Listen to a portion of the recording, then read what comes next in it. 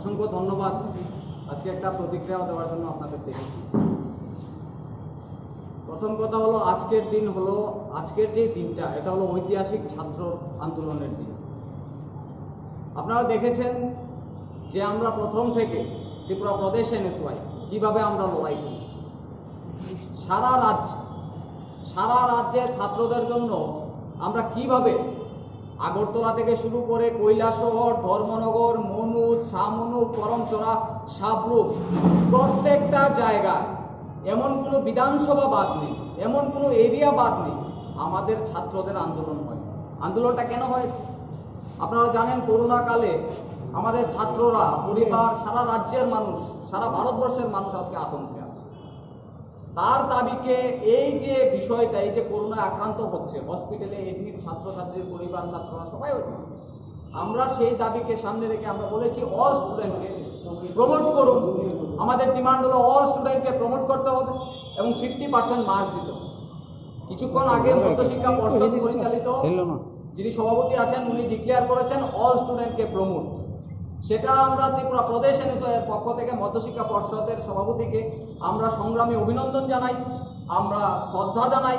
কারণ উনি আমাদের যে আন্দোলন, আমরা যেটা ডিমান্ড করেছিলাম সেটা আমাদের আন্দোলনকে উনি সমর্থন করে, উনি আমাদের পাশে থেকে উনি আমাদের এই যে ডিমান্ড করেছি সেটাকে অল স্টুডেন্টকে প্রমোট করছে। আর সেটা আপনারা জানেন যে সেটা আমাদের ডিমান্ড নয়, সেটা ছাত্রছাত্রীদের দাবি, সেটা সকল ছাত্ররার দাবি। মাধ্যমিক এবং উচ্চ মাধ্যমিকের ছাত্রদের প্রমোট করতে হবে। যাই হোক, আপনারা জানেন ছাত্র আন্দোলন করতে গিয়ে শিক্ষামন্ত্রীর বাড়ির সামনে আমাদের ছাত্রছাত্রীদের উপর আক্রান্ত হয়েছে, মাথা ফাটিয়েছে, পুলিশ লাঠিচার্জ করেছে। আপনিও জানেন, আপনারা জানেন পশ্চিম থানার সামনে আমরা আন্দোলন করতে গিয়ে আমার উপর অ্যাটাক করেছে। আমি 4 দিন হসপিটালে এডমিট ছিলাম। আপনারা দুই দিন আগে আমাদের ছাত্রনেতা এমডি ইয়াসিনকে আপনারা ইন্দ্রনগর ব্রিজের সামনে আপনারা দেখেছেন, উনি ছাত্র আন্দোলন করতে গিয়ে ওনাকে মেরে রক্তাক্ত করে, ওনাকে আহত করে, উনি হাসপাতালে ছিলেন, উনি এখন বাড়িতে আছেন। উনাকে যেইভাবে আক্রমণ করেছেন সেটার তার তীব্র নিন্দা জানাচ্ছি। আজকে আমরা কেন লড়াই করছি? আজকে আমরা কেন কথা বলছি? ছাত্রদের কথা বলছি, ছাত্রদের যে ডিমান্ড সেটার জন্য আমরা কথা বলছি। আজকে কেন আমাদের ছাত্রদের উপর আক্রমণ করা হবে? আজকে কি রাজ্যের মধ্যে গণতন্ত্র নেই? ছাত্ররা কি কথা বলতে পারবে না? আমরা তো প্রথম থেকে আমাদের যেটা দাবি সেটার জন্য কিন্তু বারবার প্রত্যেকজন আমাদের যিনি আছেন রাজ্যের প্রিয় নেতা বিরোজিৎ সিনহা, উনি প্রথম থেকে আমাদের এই আন্দোলনকে সর্বাত্মকভাবে সমর্থন করে এসেছে। কেউ ছিল না, কোনো পলিটিক্যাল পার্টির কেউ ছিল না। প্রথম আন্দোলনটা কে স্টার্ট করেছিল আপনারা দেখেছেন? কেউ তখন ছিল না। আন্দোলনটা স্টার্ট করেছিলাম আমাদের ত্রিপুরা প্রদেশ এনএসওয়াই প্রথম আন্দোলনটা স্টার্ট করেছিল। আপনাদের প্রদেশ সভাপতি সাহায্য করে নিয়ে ব্যাপারে? সভাপতি দেখুন, ওনারা সভাপতি সবাই সাহায্য করছে, কংগ্রেস পার্টি, এনএসওয়াই, বিভিন্ন নেতা নেত্রীরা আমাদের এই আন্দোলনকে সর্বাত্মকভাবে সমর্থন জানিয়েছে। সেটা তো ছাত্রদের ডিমান্ড। আজকে শিক্ষামন্ত্রী তো প্রথম থেকে যদি আজকে করা হতো তাহলে এত ঘটনা রাজ্যের মধ্যে হতো না।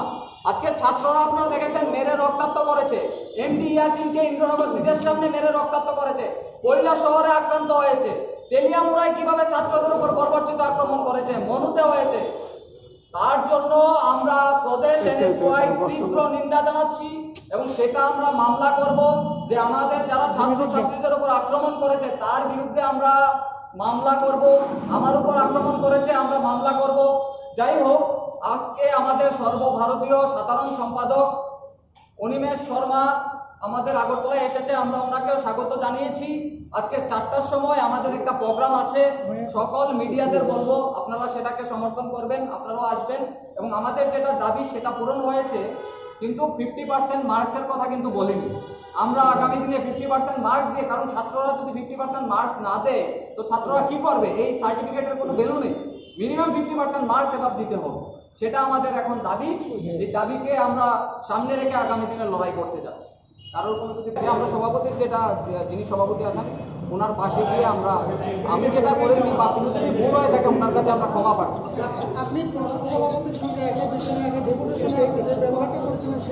সেটার জন্য তো দুঃখ প্রকাশ করেছি, এর থেকে আর কি বলবো? সেটার থেকে আমরা দুঃখ প্রকাশ করেছি, প্রায় শত শত ছাত্র আন্দোলনে আহত হয়েছে। এতদিন কেস করেননি, এখন কেস করার কথা বলছেন। দেখুন, আমরা তো করবো, আমরা তো সবকিছু আমরা লিস্ট তৈরি করছি, তেলিয়ামুড়ায় হয়েছে, মনুতে হয়েছে, সবগুলি লিস্ট করেই তো আমাদের মামলাটা করতে হবে। পার্টিকুলার তো কারোর বিরুদ্ধে করতে পারবো না।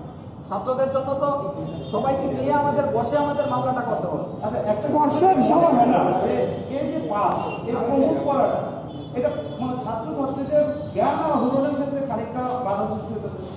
মেইন ব্যাপারটা হচ্ছে আমি প্রমোট হয়ে গেলাম না, কিন্তু এই পাশের কি কোনো মূল্য থাকবে? যে জায়গায় পশ্চিমবঙ্গে আপনারা দেখেছেন অল স্টুডেন্টকে প্রমোট দিয়েছে, সিবিএসই বোর্ডের 99.37 স্টুডেন্টকে প্রমোট দিয়েছে, তো আমাদের এখানে কেন দিতে আপত্তি আর থাকবে? পশ্চিমবঙ্গ দিয়েছে বলে আমাদেরও দিতে হবে, এই বিষয়টাকে মানে কোনো রকম ভাবে কি একটু দ্বিধাদ্বন্দ্ব কিছু মনে হয় না? না, না, পশ্চিমবঙ্গ দিয়েছে তার জন্য আমাদেরও দিতে হবে।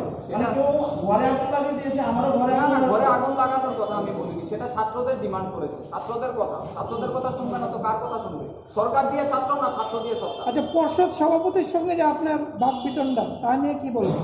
আজকে এখন- আমরা যাচ্ছি পর্ষদ সভাপতির কাছে, আমরা ওনাকে আমরা একটা মানে কি বলবো, আমরা ওনাকে শ্রদ্ধাঞ্জলি দেব এবং আমরা এখানে আমরা গিয়ে ভুল বলেছি, শ্রদ্ধাঞ্জলি